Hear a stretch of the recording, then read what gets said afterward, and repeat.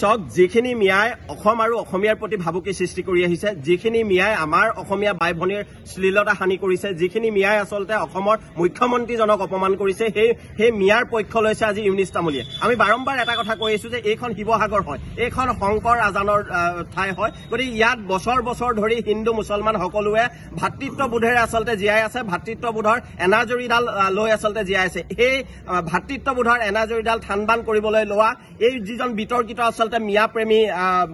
ইউনিছ তামুলী, তেওঁক আমি বাৰম্বাৰ সকিয়নি প্ৰদান কৰাৰ পাছতো আচলতে তেখেতে চৰম সীমা অতিক্ৰম কৰি শিৱসাগৰৰ দল সংগঠনক কোনোবা দিনা আচলতে অপমান কৰিব, কোনোবা দিনা শিৱসাগৰৰ বা অসমৰ যিখন বুৰঞ্জী আছে সেই বুৰঞ্জীৰ প্ৰণেতাসকলক আচলতে কোনোবা দিনা তেওঁ অপমান কৰিব। তাৰ পাছতো আচলতে তেখেতৰ কাণ্ড জ্ঞানহীন নাই। গতিকে আমি জাতীয় সংগ্ৰামী সেনা অসমে তেখেতৰ ওপৰত ইতিমধ্যে এজাহাৰ দাখিল কৰিছিলো। ইয়াৰ পাছত শিৱসাগৰ আৰক্ষীয়ে আচলতে এই বাঘৰূপী যিটো শিয়াল আছে তেখেতক শিৱসাগৰ আৰক্ষীৰ লগতে অসম আৰক্ষীয়ে ট্ৰেংকুলাইজ কৰি ধৰাৰ ব্যৱস্থা কৰিছে। গতিকে আমি জাতীয় সংগ্ৰামী সেনা অসমৰ তৰফৰ পৰা অসম আৰক্ষীলৈ আমি ধন্যবাদ জ্ঞাপন কৰিছো। সমান্তৰালকৈ আমি এটা আহ্বান জনাব বিচাৰিছো, কেৱল মাত্ৰ এই বিতৰ্কিত যিজনৰ আচলতে বহু পূৰ্বে আচলতে যথেষ্ট ইতিহাস আছে, বিভিন্ন ধৰণৰ অনৈতিক কাৰবাৰৰ লগত তেখেত জড়িত, বিভিন্ন গৰুৰ চিণ্ডিকেটৰ লগত তেখেত জড়িত বুলি আচলতে বিভিন্ন সময়ত আচলতে অভিযোগ উত্থাপন হৈছে, বিভিন্ন দালালি কাৰবাৰৰ লগত জড়িত বুলি তেখেতৰ ওপৰত অভিযোগ উত্থাপন হৈছে। গতিকে যিহেতু তেখেতক ইতিমধ্যে অসম আৰক্ষীয়ে কৰায়ত্ব কৰিছে, গতিকে এই যি আচলতে এটা চোলা পিন্ধা যিটো বাঘৰ ভিতৰত সোমাই থকা শিয়াল, এই শিয়ালটোক ইতিমধ্যে ধৰিছে। গতিকে এই পিঞ্জিৰাৰ ভিতৰত থকা এই বাঘটোক যাতে কোনো কাৰণতে ওলাই আহিব নোৱাৰে তাৰ কাৰণে অসম আৰক্ষীয়ে ব্যৱস্থা গ্ৰহণ কৰিব লাগে। ইয়াৰ পূৰ্বে তেখেতৰ ওপৰত যিবোৰ অভিযোগ আছিলে সেই অভিযোগবোৰ পুনৰ তেখেতৰ ওপৰত জাপি অনাদি অনন্ত কালৰ কাৰণে যাতে অসম তথা শিৱসাগৰৰ এই ঐতিহ্য ম্লান কৰিব নোৱাৰা ব্যৱস্থা ম্লান কৰাৰ চেষ্টা কৰা এই ব্যক্তিজনৰ ওপৰত আচলতে আইনগতভাৱে ব্যৱস্থা গ্ৰহণ কৰি তেওঁ যাতে কোনো কাৰণতে ওলাই আহিব নোৱাৰে তাৰ ব্যৱস্থা গ্ৰহণ কৰিব লাগে। আৰু এটা কথা আমি জাতীয় সংগ্ৰামী সেনা অসমৰ তৰফৰ পৰা আপোনালোকৰ জৰিয়তে এটা কথা বাৰ্তা দিব বিচাৰিছো যে কেৱল ইউনিছ তামুলী বুলিয়ে নহয়, অসম আৰু অসমীয়াৰ প্ৰতি ভাবুকিৰ সৃষ্টি কৰিব পৰা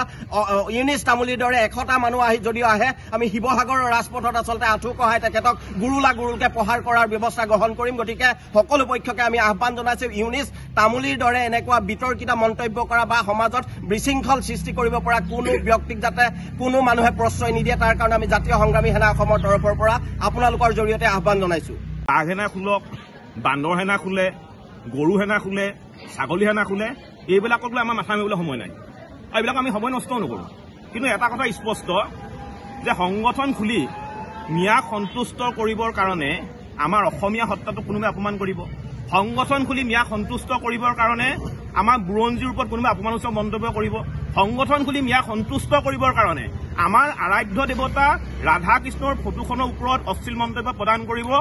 এনেধৰণৰ অপশক্তিবিলাকৰ বিৰুদ্ধে জাতীয় সংগ্ৰামী সেনা অসমে থিয় দিব আৰু থিয় দি আহিছে। আৰু জাতীয় সংগ্ৰামী সেনা অসম শিৱসাগৰ জিলা সমিতি, ডিব্ৰুগড় জিলা সমিতিয়ে পৃথকে ইউনিছ তামুলীৰ বিৰুদ্ধে এজাহাৰ দাখিল কৰিছিলে, আৰু তাৰ পৰিপ্ৰেক্ষিততে শিৱসাগৰ সদৰ থানাত ইতিমধ্যে ইউনিছ তামুলীক গ্ৰেপ্তাৰ কৰি ৰখোৱা হৈছে। গতিকে ইউনিছ তামুলীৰ ওপৰত কঠোৰতকৈ কঠোৰ ব্যৱস্থা গ্ৰহণ কৰিবৰ কাৰণে আমি অসম আৰক্ষীৰ দাবী উত্থাপন কৰিছো। ইয়াৰ লগতে মই আৰু এটা কথা ক'ব বিচাৰিছো, আপোনালোকৰ সংবাদ মাধ্যমলৈ মোৰ এটা অনুৰোধ যে আপোনালোকে ইউনিছ তামুলী হৈ সংবাদ পৰিৱেশন কৰাটো বাদ দিয়ক।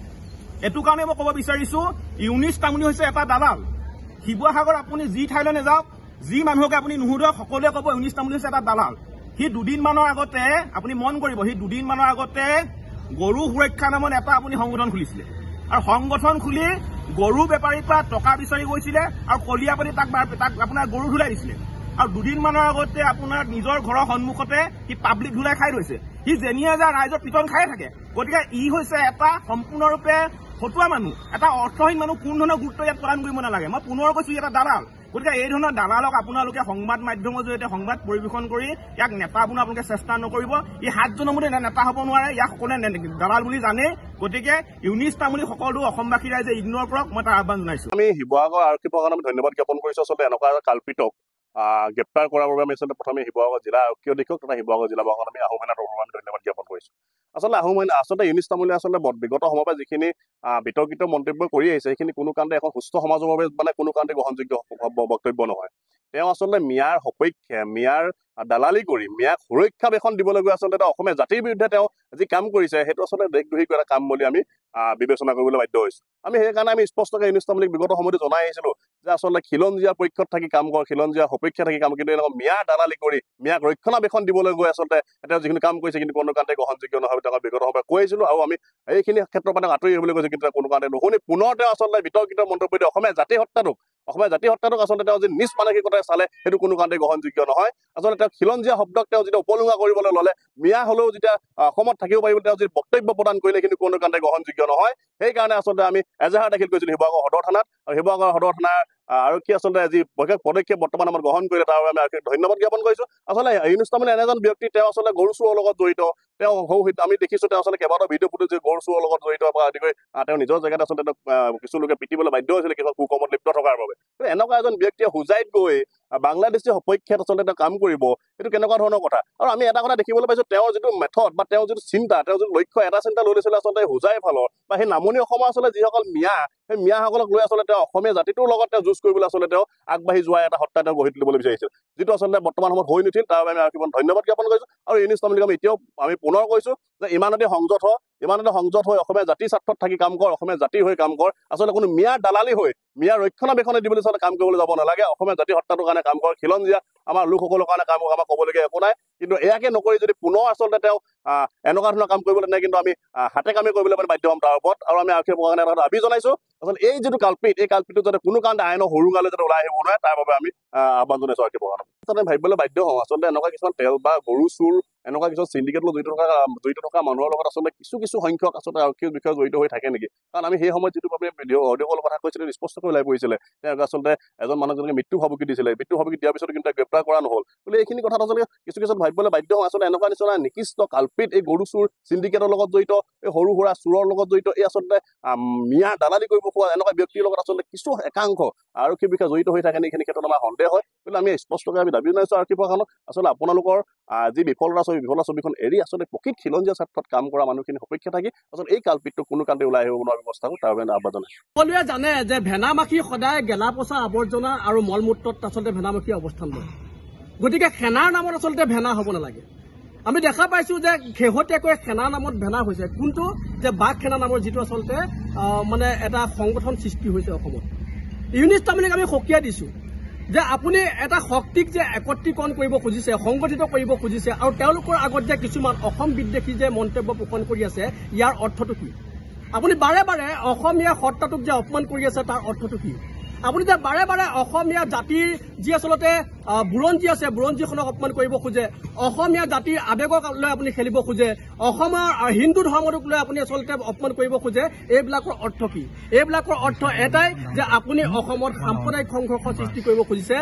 আপুনি অসমত গোষ্ঠীগত সংঘৰ্ষ সৃষ্টি কৰিব খুজিছে আৰু আপুনি অসমত আচলতে ধৰ্মীয় সংঘাতৰ সৃষ্টি কৰিব খুজিছে এই কথাবিলাক অনুসূচিত জাতি ছাত্ৰ সন্থাই কেতিয়াও গ্ৰহণ কৰিব নোৱাৰো আৰু এটা কথা স্পষ্ট কৰি কওঁ যে ইউনুছ তামুলীয়ে হওক লাগিলে বাঘ সেনাই হওক লাগিলে কুকুৰ সেনাই হওক লাগিলে শিয়াল সেনাই হওক যিকোনো আচলতে অসম বিদ্বেষী শক্তি যদি সংগঠিত হয় তাৰ বিৰুদ্ধে কিন্তু মাৰ বান্ধি থিয় হ'বলৈ অসমীয়াই জানে তাৰ বিৰুদ্ধে মাৰ বান্ধি থিয় হ'বৰ কাৰণে তাৰ বিৰুদ্ধে যুদ্ধ ঘোষণা কৰিবৰ কাৰণে আৰু তেওঁলোকৰ ওপৰত উচিত পদক্ষেপ ল'বৰ কাৰণে অসমীয়া সদায় দৃঢ়বদ্ধ হৈ আছে ইতিহাস আছে অসমীয়া জাতিটোৰ গতিকে অসমীয়া জাতিটোৰ লগত খেলা কৰা মানে জুইৰ লগত খেলা কৰা এই খেলা বন্ধ কৰক আপোনাৰ বৰ্তমান সময়ত আচলতে পুলিচ প্ৰশাসনে আপোনাক আটক কৰি যেনেদৰে আচলতে জেল হাজতলৈ প্ৰেৰণ কৰা এক ব্যৱস্থা গ্ৰহণ কৰিব বুলি আমি আশা কৰিছোঁ ঠিক সেইদৰে ইয়াতে যে আপুনি সীমাবদ্ধ হৈ থাকে ইয়াৰ পিছত যাতে আপুনি আৰু অসম বিদ্বেষী মন্তব্য পোষণ নকৰে অসম বিদ্বেষী শক্তিক আচলতে একত্ৰীকৰণৰ চেষ্টা নকৰে সংগঠিত এটা শক্তি লৈ আপুনি আচলতে যি আপোনাৰ নিজৰ টিআৰপি বঢ়াবৰ কাৰণে আপুনি আচলতে সস্তীয়া জনপ্ৰিয়তা লাভ কৰিবৰ কাৰণে যিবিলাক কাম কাজ কৰি আছে এইবিলাক বন্ধ কৰক অন্যথা কিন্তু আমি পাহৰি যাম যে আপুনি ইউনুছ তামুলী শিৱসাগৰৰ মানুহৰ মাজত আচলতে এনেকুৱা ধৰণৰ বিদ্বেষ নাথাকে আমি আপোনাৰ বিৰুদ্ধে বিহিত ব্যৱস্থা গ্ৰহণ কৰিবলৈ বাধ্য হ'ম যিকোনো খবৰৰ বাবে যোগাযোগ কৰক 7099017330 লগতে 7099017110 নম্বৰত